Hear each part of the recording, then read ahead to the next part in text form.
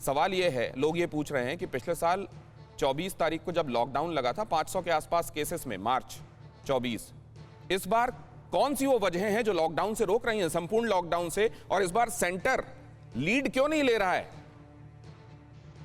देखिए, लॉकडाउन पिछली बार किए जाने पर लोगों ने, तब हमारे पास संसाधनों का बेहद अभाव था। हमारे यहाँ आरटी-पीसीआर तक जो है टेस्ट की लैब बहुत सीमित थी। पीपीई किट का उत्पादन नहीं हुआ करता था हमारे यहाँ। वेंटिलेटर्स की भयानक कमी थी। उन सारी स्थितियों को सुधारने में पिछले 1 वर्षों में बहुत संभवतः कामयाबी मिली है। लेकिन जिस तरह से दूसरा ये आया है, निश्चित तौर पर और अधिक साधनों की आवश्यकता महसूस हो रही है।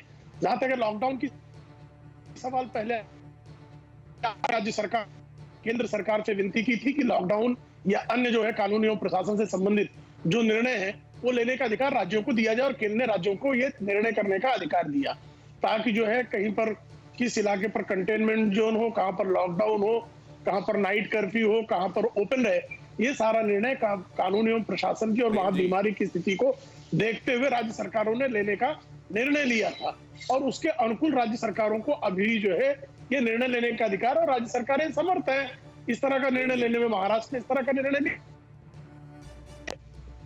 जो है इस महामारी ने उत्पाद हुआ है पिछले वो राज्य में। हाँ जी, आपकी आवाज आ रही, बताइए। मैं कह रहा हूं तब 750 जिलों में से करीब 200 ऐसे थे जहां संक्रमित लोग पाए गए थे। तब सेंटर ने डिसीजन लिया जी और लॉकडाउन लगा दिया जी। अब जब तमाम जगहों पर ये केसेस पाए जा रहे हैं, 10 राज्य 80% केसेस के लिए कंट्रीब्यूट कर रहे हैं, तो क्यों नहीं लगाता केंद्र लॉकडाउन?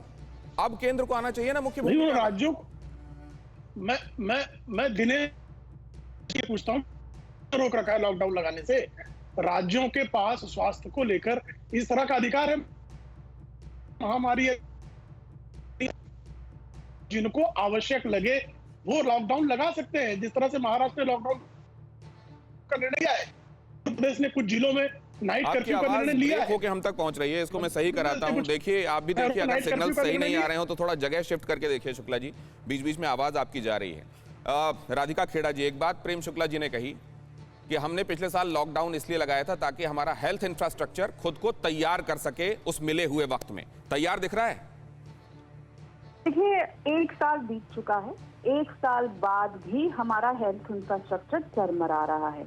अब हम एक वायरस जिससे लड़ाई लड़ रहे हैं 1 साल से, वो अब डबल म्यूटेट हो चुका है। टेस्ट में वो आ नहीं रहा है। हमें वायरस के आगे आगे चलना था, यहाँ हम उसके साथ कैचअप भी नहीं कर पा रहे हैं। टेस्ट में आधे से ज्यादा टेस्ट फेल हो चुके हैं। अब लोगों को सीटी स्कैन के लिए जाना पड़ता है, और सीटी स्कैन में जाके कभी कभी आपकी इन्फेक्शन पता चलती है और पता चलता है कि कोरोना वायरस है, जब तक हालत बहुत बिगड़ जाती है। और उसको करवाने के लिए भी अभी हमारे पास इनफ मशीन नहीं है, वेट लिस्ट बहुत लंबी है। तो हमारी प्रिपेयर्डनेस क्या थी? ये तो पता ही था। पूरे विश्व में हमें देखने को मिल रहा है कि बार बार वायरस म्यूटेट हो रहा है, और पूरे विश्व में बार बार जब हर बार नई वेव आई है तो कोई ना कोई और भयानक रूप लेकर आई है। लेकिन भारत की सरकार बिल्कुल प्रिपेयर्ड नहीं थी। मोदी जी ने कहा पीएम केयर फंड में डोनेशन करिए, देश ने आगे बढ़ चढ़कर किया। क्या नतीजा मिला? बाद में बोल देते हैं कि आप अपने, तो 2 दिन पहले मोदी जी ने कहा कि आप अपने घरों में छोटे छोटे वो बनाइए, बाहर ना निकले, अपने आप को क्वारंटीन करिए। बार बार आप उपदेश तो दे देते हैं कि मास्क पहनिए। आज फिर क्या हुआ? शाह साहब ने मास्क नहीं पहना हुआ, जेपी नड्डा साहब ने मास्क नहीं पहना हुआ। क्या ये कोई मजाक हो रहा है? आप क्या मैसेज दे रहे हैं? और हम रोज देख रहे हैं, चाहे कोई भी शहर हो, वहां पे आज दिल्ली में ही हमने देखा, इतने वीडियो सामने आए, रात भर लोग पार्टी कर रहे हैं। तो सिर्फ सरकार के साथ साथ जनता को, सबको साथ मिलकर चलना है। लेकिन अगर सरकार एक चीज कहेगी और फिर खुद ही मास्क नहीं पहनेगी, राधिका जी, आपने जो बात कही है बहुत इंपॉर्टेंट है, इस पर मैं आगे भी आपसे बातचीत करूंगा। लेकिन होता साहब हमारे साथ जुड़ रहे हैं, स्वास्थ्य महकमा उन्होंने संभाला हुआ है, लिहाजा उनके पास इस वक्त चलना मैं आवश्यक समझ रहा हूं। होता साहब, और दूसरे मुझे यह पता चला है कि आप 10 मिनट के लिए हमारे साथ जुड़े हैं। मैं निवेदन करूंगा कि अगर बहुत कोई आवश्यक काम ना हो तो आप जुड़े रहिएगा, क्योंकि आप जो आज कहेंगे जनता उससे निश्चित रूप से बहुत लाभान्वित होने वाली है।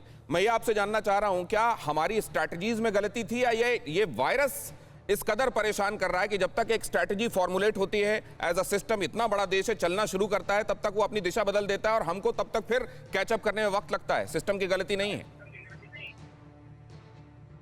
आप बोलने देंगे तो बोलूंगा, नहीं तो चुप रह जाऊंगा, निकल जाऊंगा। आप ही से सवाल है सर, बोलिए। हाँ, मेरा ये कहना है कि कोई प्रशंसा या निंदा का टाइम नहीं है। अभी तुरंत एक्शन चाहिए।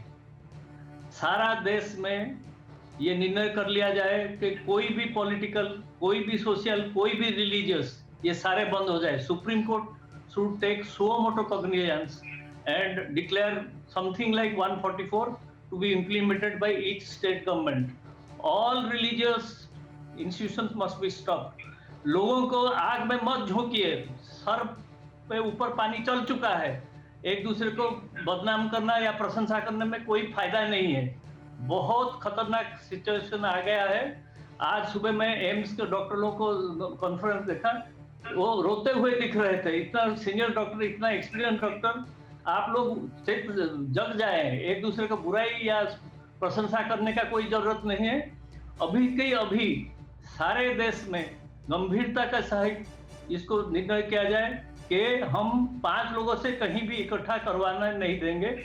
जो मैं जानता हूँ, रोजगार, travel industry, hospitality industry, religious sentiment, election process क्या है? लोगों के लिए गणतंत्र में कहाँ लिखा है पॉलिटिकल पार्टी तमाशा करके चलेंगे रास्ते में? तो किस तरफ का भी हो, खत्म कीजिए ये सब। तो मुस्लिम हो या हिंदू हो, हिंदू जाते हैं 50,000 तो मुस्लिम जाएंगे 2,000, ये कोर्ट का निर्णय, ये कोई तरीका है? देश को भयंकर विपत्ति आ गया है। गरीब रास्ता वगैरह में मैं बोलना नहीं चाहता हूँ। हम लोग भी गरीब क्या, धनी क्या, सब जगह विपत्ति ही विपत्ति है। सब जग जाए और इसी आज ही का शाम से सारा देश में जरूरीकालीन परिस्थिति की माफिक काम किया जाए। लेकिन घबराने का नहीं, काम करने का बात है। कोई किसी को डराने का नहीं, कोई किसी का निंदा करने के लिए। ये नेशनल एजेंडा है। ये पॉलिटिकलाइज मत करे कि हम ऐसा करे थे, वैसा हो गया, हम लोग इतना उत्पादन कर दिए, वो भी मत बोलिए। आप कुछ नहीं किए, ये भी बोलना बंद कीजिए। लोग आपसे ये डिबेट सुनने के लिए तैयार नहीं है। लोग आपसे सहयोग चाहते हैं, स्वास्थ्य व्यवस्था चाहते हैं और ठीक व्यवस्था चाहते हैं। आप बकवास सब बंद करके सही काम में मन दीजिए प्लीज। ये कोई इतर समस्या नहीं है, साधारण समस्या नहीं है, ये बहुत भयानक समस्या आ गया है। होता साहब को सुना आपने, प्रेम शुक्ला जी? निश्चित तौर पर होता साहब बहुत ही सम्यक बात कर रहे हैं, संतुलित बात कर रहे हैं। इसी की आवश्यकता इस समय कोरोना महामारी से लड़ने की आवश्यकता है, ना कि महामारी के नाम पर आप जो है एक दूसरे पर कीचड़ फेंक कर कुछ नहीं पाने वाले हैं। महामारी ही टारगेट होना चाहिए। महामारी को लेकर अगर कहीं प्रशासनिक वैफल्य है तो उस प्रशासनिक वैफल्य को चुस्त दुरुस्त करने की आवश्यकता है। कौन कर रहा है ये कीचड़ उछालने का काम और ध्यान नहीं दे रहा है जब लोगों की जान जा रही है? जरा ये भी समझ लो। मैं कांग्रेस से जरा बात कर लूं इस बारे में। आता हूं शुक्ला जी आपके पास, और उसके फौरन बाद डॉक्टर साहब आपके पास आ रहा हूं।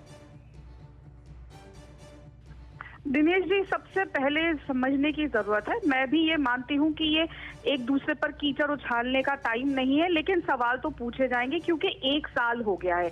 ये शुरुआत नहीं है कोरोना की। अगर 1 साल बाद भी इतनी मौतें हो रही हैं और इतनी ज्यादा मौतें हो रही हैं कि उत्तर प्रदेश की सरकार को आके टिन के शेड बनाने पड़ रहे हैं ताकि लोगों को ये दिखाई ना दे, मीडिया उसका पिक्चर देश की जनता तक पहुंचा ना सके और असलियत, जो भयानक असलियत है, वो लोगों तक ना पहुंच पाए, तो सवाल उठेंगे। जब प्रशासन और शासन सिनेमा हॉल्स और पार्टी प्लेसेस में रोक नहीं पाएगा, क्योंकि कुछ ऐसे तथ्य हैं समाज में जो अभी भी जाके पार्टी कर रहे हैं और अपना मास्क नहीं पहन रहे, इसलिए सरकार की नियमों की और सत्तारूढ़ दल से अगर इस वक्त सवाल पूछे जाएं तो उसको सियासत का नाम क्यों दे दिया जाता है? राधिका खेड़ा जी कह रही हैं। न्यूज़ टॉप 9 रोज सुबह 7 बजे और शाम 7 बजे सिर्फ TV9 भारतवर्ष पर।